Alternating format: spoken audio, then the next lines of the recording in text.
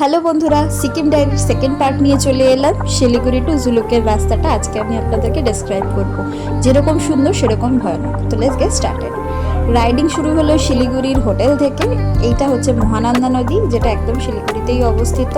And O wow, সেবক রোডে যখন আমরা এন্টার করলাম, দুপাশ জাস্ট গ্রিনারি ভর্তি।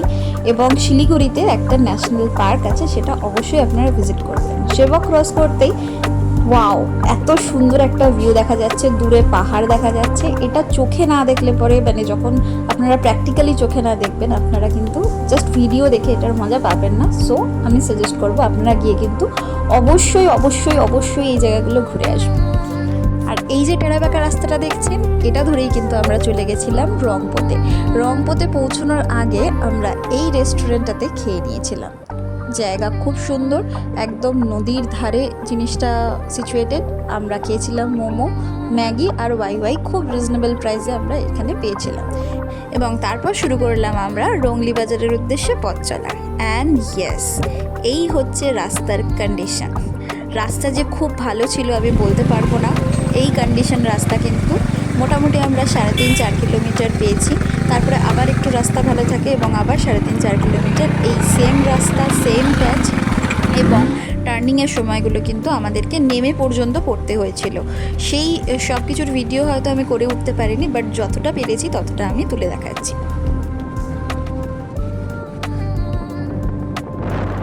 রংলি ঢোকার আগে চোখে পড়লো জার্নির প্রথম ঝর্ণা। ইয়েস, খুব সুন্দর একটা দৃশ্য। সাইড দিয়ে ঝর্ণাটা যাচ্ছে, নিচ দিয়ে নদীর সাথে ঝর্ণাটা মিশেছে। ওপরে ব্রিজের ওপর দাঁড়িয়ে আমরা অনেক ফটো এবং ভিডিওগ্রাফি করে যাত্রা আবার শুরু করলাম।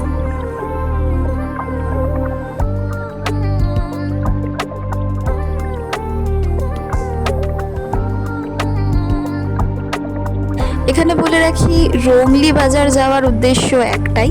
সেখান থেকে আমরা জুলুকের পারমিট নেব। আমাদের পারমিটের মধ্যে জুলুক, নাথুলা, ওল্ড বাবা মন্দির এগুলো সব ইনক্লুড ছিল। এবং অ্যাগেন রাস্তার কন্ডিশন কিন্তু যেরকম বলেছিলাম, মোটামুটি 2-3 কিলোমিটার ভালো থাকে, আবার 2-3 কিলোমিটার কিন্তু খুব কঠিন পথটা আমাদের ছিল। এই দিন আমরা যে পরিমাণ অফরোডিং করেছি, আমাদের লাচেন যাওয়ার দুঃখ কিন্তু আমরা একদম ভুলে গেছি। এবং তার সাথে এটাও বুঝেছি, সিকিম গভর্নমেন্ট যে সিল্ক রুট নামটা রেখেছে, সেটা অ্যাকচুয়ালি ডেয়ারি মিল্ক সিল্ককে ডেডিকেট করে। যাই হোক, জোকস অ্যাপার্ট, বর্ষাকালে গেলে একটু তো প্রবলেম আমরা ফেস করবই, তো সেটাকে মেনে নিয়েই আমরা এগিয়ে চলেছি। অসাধারণ ঘুরেছি, সমস্তটা আপনাদেরকে দেখাবো।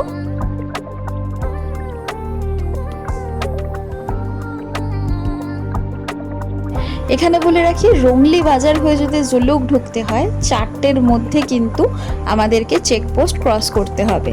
4টের পরে হয়ে গেলে কিন্তু চেকপোস্ট আর ক্রস করতে দেবে না। সেটারও একটা বিগ রিজন হচ্ছে রাস্তার কন্ডিশন।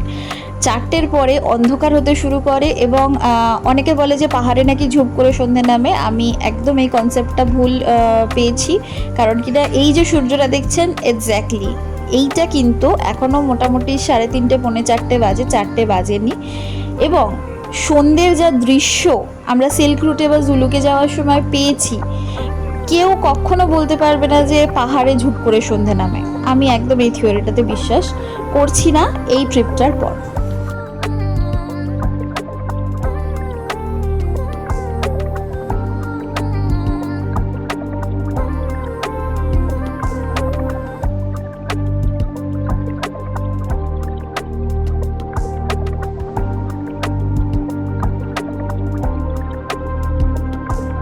এখানে রাস্তার কন্ডিশন কিন্তু মোটামুটি ভালোই আছে, নো ডাউট। বাট রাস্তার কন্ডিশন আমরা অনেকটাই খারাপ পেয়েছি, যেটা আপনারা ভিডিও স্টার্টিংয়ে দেখেছেন। সেই জিনিসটা কিন্তু আমাদের একটা তিক্ত অভিজ্ঞতা বলতে পারেন।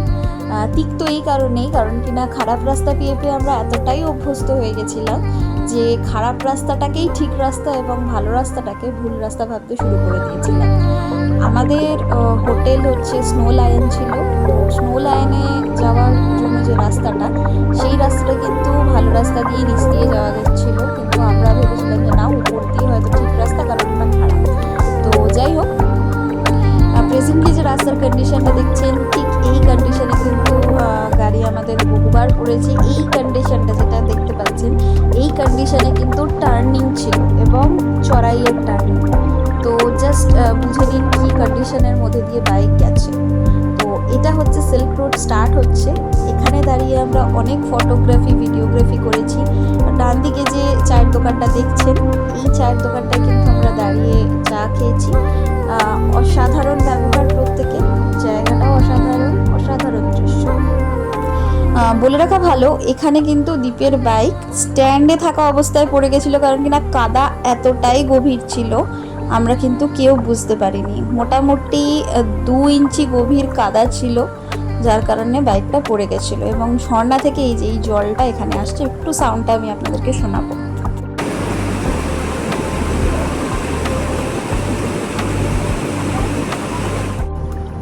অ্যান্ড ইয়েস, এই সুন্দর ঝর্ণাটার পাশে এই চায়ের দোকানটায় বসে বসে আমরা চা খেয়েছি, ভিডিও করেছি, ফটো তুলেছি।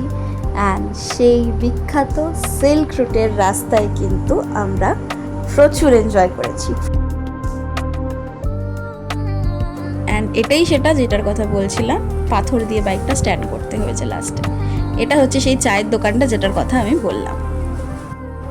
এবারে পালা হচ্ছে তাদেরকে মিথ্যে প্রমাণ করার যারা বলে পাহাড়ে ঝুপ করে সন্ধে নামে। আপনারা জাস্ট পুরো ভিডিওটা দেখবেন এবং ইভিনিংয়ের যে বিউটি পাহাড়ে থাকে, যে সৌন্দর্যটা পাহাড়ের থাকে, সেটা আপনারা বুঝতে পারবেন। বন্ধুরা, এখন কিন্তু মোটামুটি 5টা বেজে গেছে, কিন্তু 5টা বাজার পরেও বিকেলটা পাহাড়ে কত সুন্দর থাকে সেটা জাস্ট আপনারা দেখুন। আমি তো মুগ্ধ হয়ে দেখেছি জিনিসটা।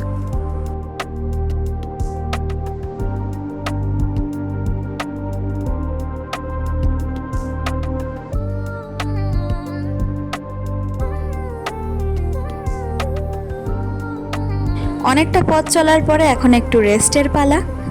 বাকিরা যখন রেস্ট নিচ্ছে আমি একটু ভিডিওগ্রাফি করে নিচ্ছি। এইটা হচ্ছে পাহাড়ি কুকুর, সত্যি স্পিচের মতন দেখতে, একদমই স্পিচলেস। অ্যান্ড এই বিউটিটার জন্য কিন্তু আমি বলেছিলাম আপনারা অপেক্ষা করুন, আমি ঠিক ভুল প্রমাণ করে দেবো তাদেরকে যারা বলে পাহাড়ে ঝুপ করে সন্ধ্যা নামে।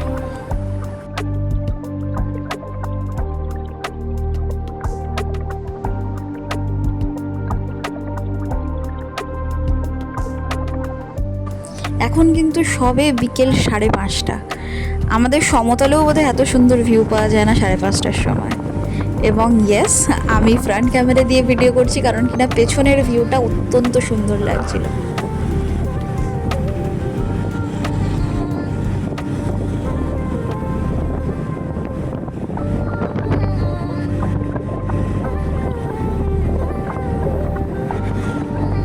এটা হচ্ছে পাহাড়ের বিকেলবেলা, সন্ধ্যার পূর্বাভাস।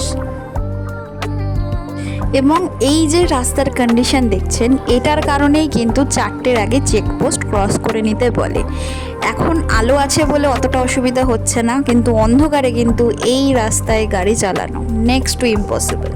পায়ের গোড়ালি ঢুকে যাওয়ার মতন কাদা এবং ওপরে এরকম ভিউ, মানে দুটোর কম্বিনেশনটা আপনারা জাস্ট ভাবুন।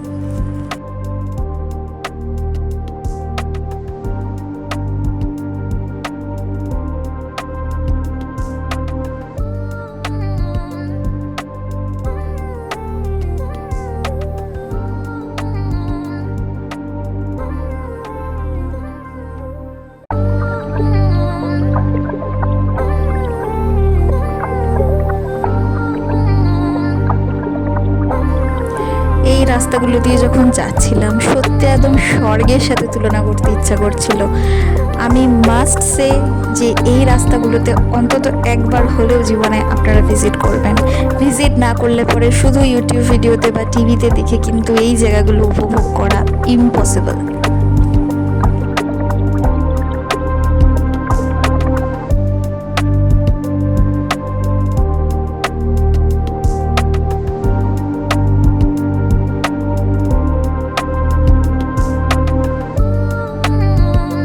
মাঝে মাঝে এই সানডে সাসপেন্সের কোনো এক কাল্পনিক চরিত্রের সাথে নিজের তুলনা চলে আসছিল, কারণ এই যাত্রাটা বা অভিযান বলা যেতে পারে, হ্যাঁ অভিযানই বটে, এই অভিযানটা কিন্তু আমাদের যথেষ্ট থ্রিলিং ছিল। যখনই রাস্তা খারাপ হচ্ছে তখনই একটা মানে মনে কাজ করছে যে কতটা গেলে আবার ভালো রাস্তা পাবো। যেই ভালো রাস্তা পাচ্ছি একটু স্বস্তির নিঃশ্বাস নিচ্ছি যে যাক একটু ভালো রাস্তা পেয়েছি, অমনি রাস্তার মানে প্রতিকূলতাটা আমাদের সামনে আসছে। দুপা অন্তর অন্তর যে কোনো গাড়ি যেটা সামনে থেকে এদিকে আসছিল জিজ্ঞাসা করছি যে রাস্তা কতটা খারাপ আছে, আমরা যেতে পারবো কিনা, পৌঁছতে পারবো কিনা। যথেষ্ট উদ্বেগের মধ্যে ছিলাম এবং তার সাথে এই যে দৃশ্য, এই দৃশ্যটা কিন্তু সমস্ত রকমের উদ্বেগ আবার কাটিয়েও দিচ্ছিল।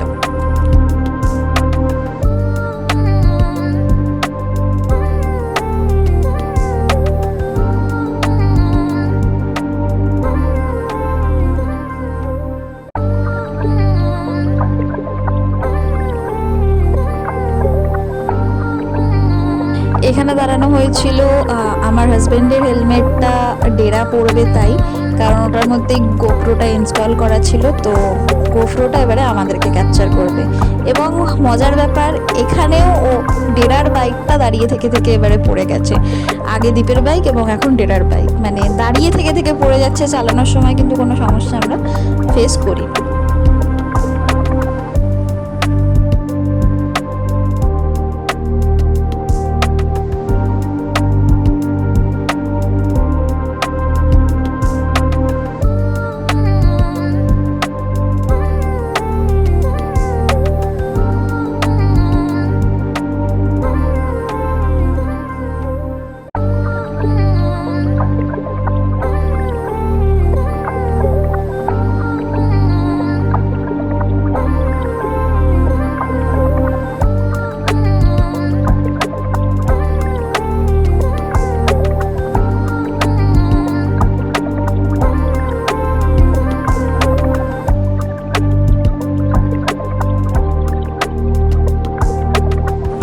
রাস্তার এই যে প্যাচটা কিন্তু মোটামুটি আমরা 3.5-4 কিলোমিটার পেয়েছি।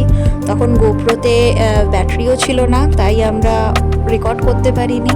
টার্নিংয়ের টাইমে প্যাচ ছিল এবং সূর্যি মামা যে আমাদেরকে এখন ঝলমল করে আলো দিচ্ছে, তখন কিন্তু এই ব্যাপারটা একদমই ছিল না। সূর্যি মামা কিন্তু পাটে চলে গেছে তখন অলরেডি।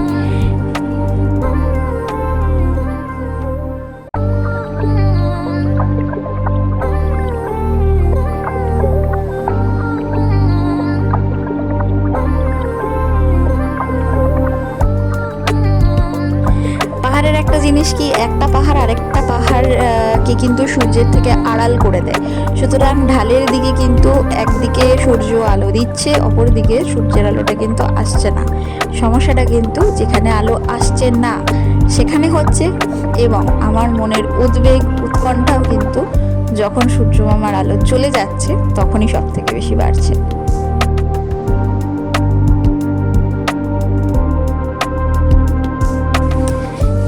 আসছি সিল্ক রুটের আসল বিউটিতে। ও ওয়াও, জাস্ট অসাম।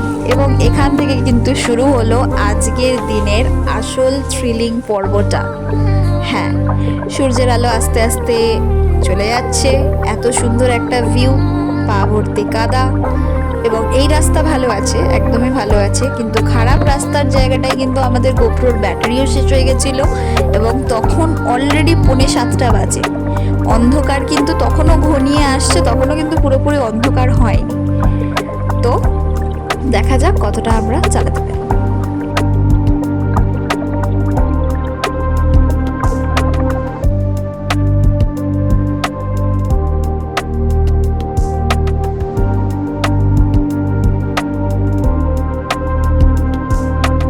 আশা করি আপনারা একটু একটু বুঝতে পারছেন সিল্ক রুটটা কেন আমি বলেছিলাম যে ডেয়ারি মিল্ক সিল্ককে ডেডিকেট করা হয়েছে।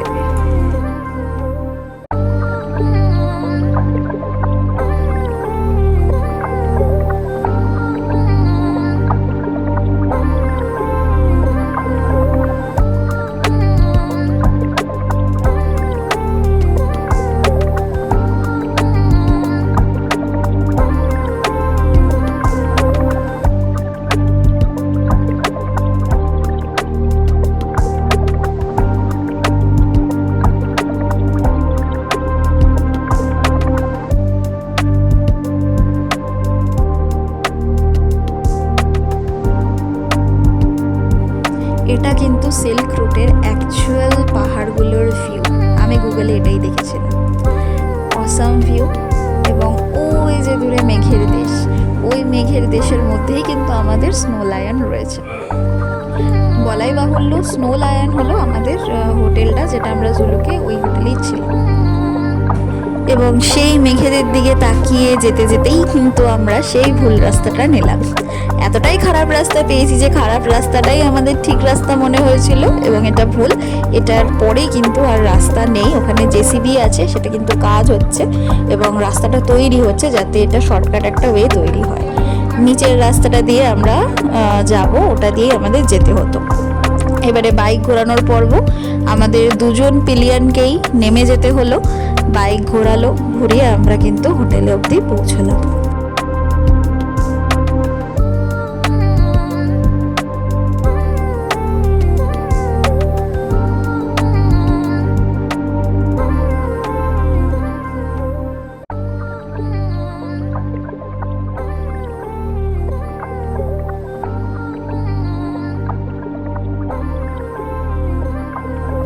এই জায়গাটায় কিন্তু আমি খুবভাবে ভয় পেয়ে গেছিলাম যে আরও কতটা যেতে হবে, কি রাস্তা, রাস্তার কন্ডিশন কীরকম, এরকম রাস্তা যদি হয় তাহলে আমরা কিভাবে পৌঁছবো। সত্যি খুব ভয় পেয়ে গেছিলাম।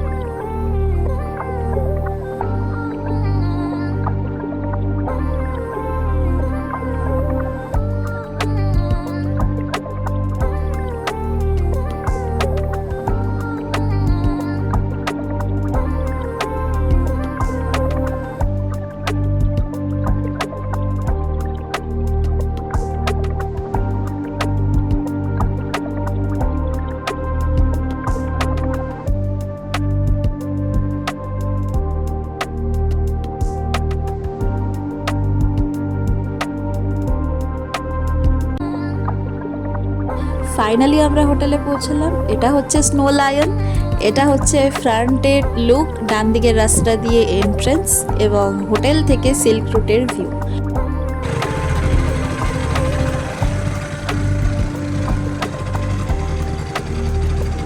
নেক্সট ভিডিওতে আমরা এই জিরো ভিজিবিলিটি নিয়ে কিভাবে নাথুলা বাবা মন্দির হয়ে গ্যাংটকে পৌঁছলাম সেটা ডেসক্রাইব করব। তো স্টে কানেক্টেড।